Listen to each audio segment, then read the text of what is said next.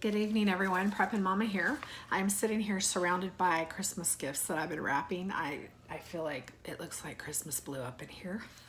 But I found scenario 5 and I wanted to go over it with you. And this is perhaps the scariest one for me. And like I mentioned in the last video, my concern is something major happening when I'm away. So I'm gonna go over scenario 5 with you. If you're just now joining me, this is a series of scenarios I am going through that were provided to me through a class put on locally by some of the the search and rescue employees. It's called Prep U, and it was a 7-week class that we went through, and we learned a lot of different things. But one of the things that we learned each week is we were given a scenario to kind of get our juices flowing to figure out how we would handle that scenario. And the scenarios are good, but I think this was the last one we were given. This is scenario 5 in a 7-week course. The last 2 courses we spent on fire starting and on water purification.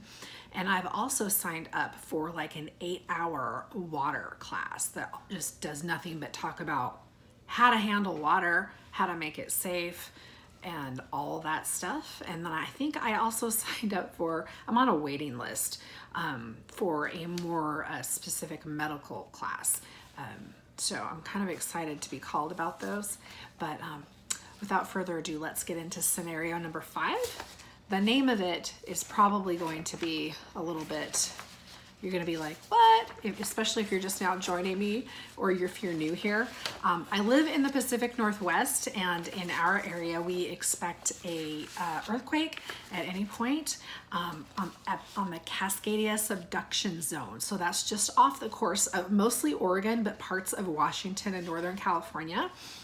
The quake is expected to be a large and a long one. So we're talking about 9 point something and shaking for 5 minutes. So as the numbers go up in rating earthquakes, it's not just devastation that goes up, it's actually the amount of time that you shake for. So I am not a scientist, but this is just what I've learned. There's a lot of information online about it. And if you review anything that happened after the earthquake in Japan and the Fukushima thing and all that stuff, you can see videos on YouTube about the devastation. And it's a little scary, but anyway, we are preparing for a similar size earthquake, or actually a bigger one. I'm not even sure how big that one was. I don't recall. I was totally pregnant then. I was worried about nuclear fallout at that point. I was more worried about taking kelp at that point than worrying about how big an earthquake was that had already passed. But because we live on the Oregon coast, we got a lot of debris here. And, you know, we were worried about tsunamis because, you know, when there's a displacement of water, it goes somewhere else and then it comes back at you. So the somewhere else is Oregon, and then it goes back to Japan. So anyway, I don't even remember how big that earthquake is. I'll have to Google it when I get off here. But this is scenario 5, and it's called Cascadia Away from Home. And like I said, this is the scariest scenario for me because when I'm away from home, I'm almost never alone. I always have children with me, and usually I have John, my 11-year-old, Catalina, my 8-year-old with Rett syndrome, and Marcella, who is 5. Okay. It is a beautiful winter day, clear skies, and 43 degrees. Rain is expected later in the day. It will get into the low 30s tonight. You have just parked in the lot at Costco. Okay, so for reference, we live in one county, and in order to get to Costco, we have to drive about 40 minutes to another county. And I do that every Monday because I have to go to that town, that city, to attend special needs therapy appointments with my daughter. So I have my 3 children with me. So we attend one appointment, we go to Costco, we attend the other appointment, we come home. We are gone for a minimum of 3 hours. That's if I just do those 3 things. If I have to go somewhere else that we don't have here and that I can't have stuff shipped from, then we're there longer. But that is for your frame of reference. It would be about 40 miles from my house if something happened when I was at Costco. So the 9.0 Cascadia earthquake occurs while you are still in your car. It lasts for 5 minutes, but it feels like an hour. The noise is overwhelming. There is widespread damage to the buildings that you can see.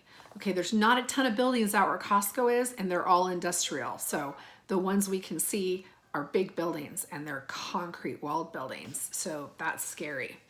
There are seriously injured people being brought out of Costco. You are unhurt. Okay. Thank God I'm unhurt. But if I'm alone, what am I going to do? Well, I'm going to go try to help. That's what I'm going to do. But like I said, I'm almost never alone. Like, guys, I would love to be alone. That would be kind of awesome. But that just doesn't happen here. So things to consider. Number one, do you have a plan for this type of event? I do. I do have a plan. 2, how long will it take you to walk home? I'm not walking home with 3 kids, one of which cannot continue walking for long periods. She has an adaptive stroller that will fit her until she is 5'3" and 150 pounds, which she probably will never be because the growth rate in Rett syndrome patients is slow and they end up being small. So that stroller, it was an investment for her, for us to use. It is inconvenient to keep in my van, but I keep it in there because something like this might happen. I keep it in there because she gets tired easily. So I keep it in there, okay? But the thing sucks as far as any kind of cargo space in it. Just making a note now. So I'm not walking home. I'm not walking 40 miles home over bridges that are probably destroyed. And I am not walking down highways full of cars and all kinds of other things. I'm just not going to do that. So although it says, how long will it take you to walk home? I'm going to say right now, if I were to try to walk home, it would probably take me about 3 days with my kids with me. But I'm not walking home. I'm going to my friend's house, and I've already announced that to her. She lives down there, and that would be a much quicker thing for me to do and a much safer thing for me to do, even though, you know, just walking through that town's probably not the safest thing. But walking through like country with 3 kids, one of which has that kind of needs, and a little one that, you know, she's not going to be able to continue at the pace that I could. It's just not feasible. So I'm not even going to do it. Is there anything you need to do to prepare yourself physically? Yeah, I'm in really bad shape. There's probably lots of things I should be doing that I'm not doing. It's on the list, people, but you know, right now I'm just really happy when I wake up in the morning. Honestly, some days I feel really bad. And I'm working on my health, but I've had a dip lately and it's just been a struggle. So right now I'm surviving off supplement bottles, and I'm telling you, it gets expensive and it gets old, but you know, you do what you got to do. 4. So yeah, the plan is for me and John to do yoga together, but it just hasn't happened yet, by the way, to get myself into shape. Okay, 4. Do you have the supplies to camp overnight on the roadway? I have some supplies, but again, I am not going to do that. I am not going to do that. I'm sorry. I'm just not doing it. I'm going to my friend's house. If I have to camp out in her backyard, I will. I'm not camping on a roadway with the children that I have. If they were all, you know, healthy, then I would totally probably attempt that, but they're not. So I'm just not. I know my limitations and I know hers, and it's just not going to happen. 5, do you have a backpack that will allow you to use your hands for climbing over debris? Oh my gosh, can you even imagine me climbing over debris, holding on to an 8-year-old who bolts? I can't even think about that. But yes, I did buy a backpack because the bag I had in my car was not a backpack. I probably could have used it as one, but it wouldn't have been comfortable. So I bought a backpack on Black Friday, and I will be using it as my get home bag. So I will be packing that, and I will be showing you what's in it when I get that done. But I don't know how I would climb over debris with an 8-year-old I have to hold on to, who will probably be an adaptive stroller if I need to go anywhere. Honestly, I'm probably screwed guys, if this happens when I'm out of town. And I know it, but I'm a fighter, so I'll do whatever I have to do. But my odds are not great. All right. Sorry, I'm low battery. 6, do you have appropriate clothing and shoes in your car to travel in cold or hot weather? I have the appropriate clothing. I need to put, I'm either trying to wear my bog chore boots down there every Monday, or I need to put them in the car with me if I'm not. Like I've told you before, I'm infamous for wearing impractical shoes, but I'm learning my lesson. So I asked for Bog's chore boots for Christmas, and I already got them, and I'm already wearing them, and I love them. I love them so much. So I'm basically been wearing them down there. So at least I have them, right? I keep jackets and sweatshirts in the car. I keep blankets in the car. Everyone is getting a car blanket this Christmas. Everyone. And actually what my adult kids got, actually I can't tell you what my adult kids got, just in case they happen to watch my channel, which they probably don't, but you know, just in case. I will tell you what I got them after I give it to them. Okay, 7, do you know how to use the supplies in a standard first aid kit to help those around you, and what would you need to add to the kit? Yes, I do. And if we have major casualties, I'm not equipped, but I have a standard first aid kit, and I'll do whatever I can, if I don't have children with me. But I have to take care of them first, and one of them is very high needs. Okay, 8, do you have a plan for communication with your family or loved ones? If cell service is still working, I will use that. If it is not, I will try to text. If it is not, I will call or text my sister who is out of state, either via my cell phone or via a landline or whatever I have to do. But that's the only way that I'll be able to contact my husband. He will know where I am, and the chances of him being down in the same area when something like that happens are high. He works all over Southern Oregon every day. So, you know, I'd be more worried about what's going on with my kids that are home.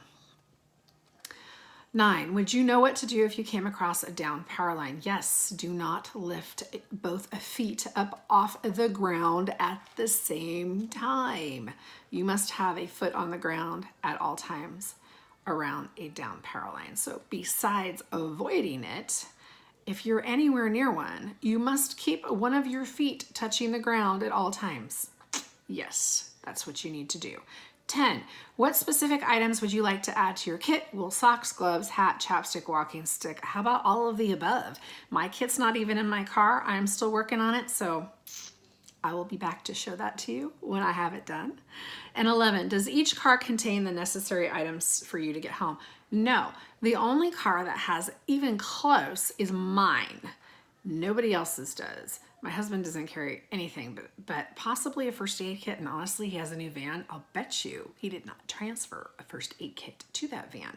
So I got extras this Christmas, and I'm gonna go around and make sure all the vehicles have them, including our employee vehicles, because at least we can provide them with some first aid kits, which is what part of the safety training that I do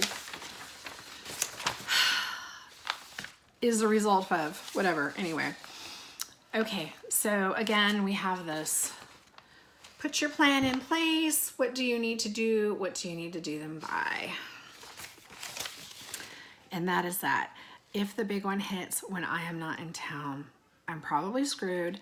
I will do the best I can. I will take care of my kids that are with me. If I'm alone, I will help others. But I don't know. If Costco is not structurally damaged, if it's safe to be in there, I could stay there for a while. I don't know. It depends on where I am as far as what I'll do. But where I go on Mondays for therapy and near Costco is kind of on the other side of Highway 5 from my friend. So I don't even know if that plan is practical, but that is my plan as of now. Really, guys, just pray that the Cascadia subduction zone doesn't decide to shake on a Monday. That's all I can say, because like I said, I don't have high hopes But I will, like I said, do whatever I can to protect my kids, just like you would too. And so I will do what I have to do, but my husband knows where I will try to go. He knows where I am at which hour of that day. So at least he knows that. If I decide to change that schedule, I always call or text and let him know. So he knows we're at OT from 11 to 12. Between that, we're at Costco, and from 1:30 to 2, we're at speech language pathology, and then we're going home. If we're not going home, I tell him where we're going. That's where it kind of comes in important. If he is down in that area, he can find me. He knows where I'll be, or he knows where I'll be going. There's really, if I deviated from that plan, I wouldn't deviate from that plan. I would either stay where I am or go to my friend's house, and he knows that. So at least he knows where I'll be. And I have no freaking idea where he'd be because he's all over the place all the time. I know where my children will be. One will be at school and the other will be at home. We really need to go over some more things and prepare them for if something happens on a Monday when I am out of town. But like I said, this class got my juices flowing. It got me thinking about all these different things. It got me a little worried about where I'm not prepared. And it got me worried about, when I'm trying to be practical and think about what I can do with the limitations that I have, with the kids that I have, and with my own physical failings. It's scary to think about this specific scenario for me. So you know what? I try not to dwell on it. I'll prepare as much as I can. Then I cover the rest of it in prayer. That's all you got to do. So anyway, that was scenario 5. I'm pretty sure that's the last one. I looked through my binder. I looked through everything. I don't recall a scenario 6 or 7. Like I said, we did kind of more hands-on things the last 2 classes. I'm going to talk more about that too soon. And I'm probably going to talk more about the fire starting workshop I'm hosting on January 4th. But in the meantime, I hope you guys have a great holiday season, and I appreciate you joining me for this. Leave a comment below and let me know what you think about these scenarios that I've been running. Let me know if they've gotten you thinking about things. This Cascadia away from home scenario, I mean, really any kind of natural disaster when you're away from home, you're going to be doing similar. It's a similar scenario, right? I mean, you might not have falling buildings and stuff like that, but if you're not at home when a natural disaster happens, you're going to be thinking about a lot of these same things. So anyway, thanks for joining me. I'm Preppin' Mama. If you're new here, welcome. If you're not new here, thanks for coming back. Please go ahead and subscribe and ring the bell for more videos. And I will say goodbye. Preppin' Mama out.